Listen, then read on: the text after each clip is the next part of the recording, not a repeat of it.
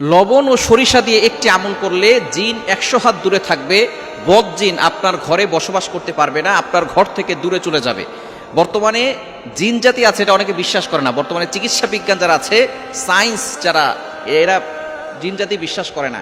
জিন জাতি বিশ্বাস না করলে তাদের ঈমান থাকবে না। আল্লাহ পাক রব্বুল আলামিন জিন জাতির ব্যাপারে একটা সূরা নাজিল করে দিয়েছেন, সূরাতুল জিন। সুতরাং জিন বলতে কিছু একটা আছে যাদেরকে আমরা দেখতে পাই না, অদৃশ্য।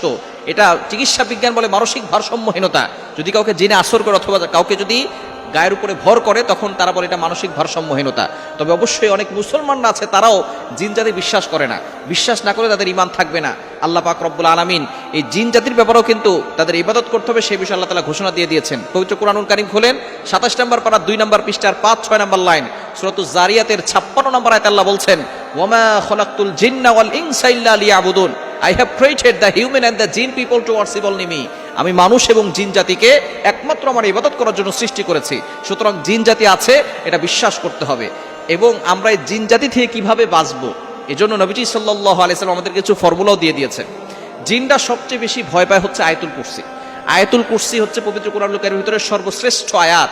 3 নম্বর পারার 1 নম্বর পৃষ্ঠার 9, 10, 11, 12, 13 নম্বর লাইন, সূরা বাকারা 255 নম্বর আয়াত হচ্ছে আয়াতুল কুরসি। এই আয়াত হচ্ছে আয়াতের ভিতরে সর্বশ্রেষ্ঠ আয়াত। শয়তানি আয়াতকে ভয় পায়। জিনের সবচেয়ে বড় ওষুধ হচ্ছে এই আয়াতুল কুরসি।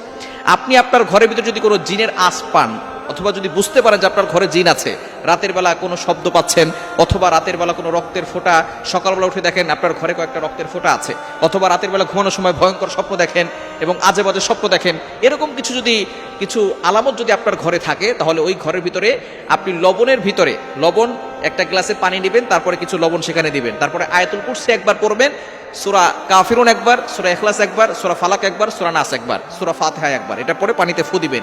ওই পানিটা দিয়ে আপনি, গ্লাসের পানিটা আপনি একটা বালতিতে দিয়ে, ওই পানিটা দিয়ে আপনি আপনার ঘরটাকে মুছে দিবেন, ঘরটাকে ধৌত করে ফেলবেন। দেখবেন জিন আপনার ঘরের 100 হাত দূরে থাকবে, আপনার ঘরে কোনো ক্ষতি করতে পারবে না। দ্বিতীয় নাম্বার হচ্ছে সরিষা। সরিষা হচ্ছে, এটার ভিতরে এমন কিছু আছে যেটার মাধ্যমে জিনটা কোনো সমস্যা করতে পারে না, জিনটা দূরে থাকে। এই সরিষাটা আপনি আপনার বালিশের ভিতরে কিছু সরিষা দিয়ে রাখতে পারেন, যার কারণে আয়াতুল কুরসি এবং চারকোল এবং সূরা ফাতিহা পড়ে ওই সরিষা ফু দিয়ে ওইটা আপনার বালিশের ভিতরে, যে তুলাগুলো আছে তুলার সাথে আপনি কিছু সরিষা আপনার বালিশের ভিতরে দিয়ে রাখবেন। ইনশাআল্লাহ আপনার বেডরুমে কখনো জিন প্রবেশ করতে পারবে না। এই বদ জিনের আক্রমণ থেকে বাঁচার জন্য অনেকেই আমাদের কাছে এভাবে বলেন যে হুজুর কিভাবে কি করতে পারি। আপনি লবণ দিয়ে আর সরিষা, এই দুইটা জিনিস দিয়ে আপনি আয়াতুল কুরসি আর চারকোল এগুলো পরে ফু দিয়ে আপনি আপনার ঘরটাকে লবণ পানি দিয়ে ধৌত করবেন, আর সরিষাটা আপনার বালিশের নিচে রাখবেন। দেখবেন আল্লাহ পাক রব্বুল আলামিন এই জিন ভূতের ভয়ঙ্কর বিপদ থেকে আল্লাহ তাআলা আপনাকে হেফাজত করবেন। এবং সব সময় আপনি কোরআন তেলাওয়াত করবেন।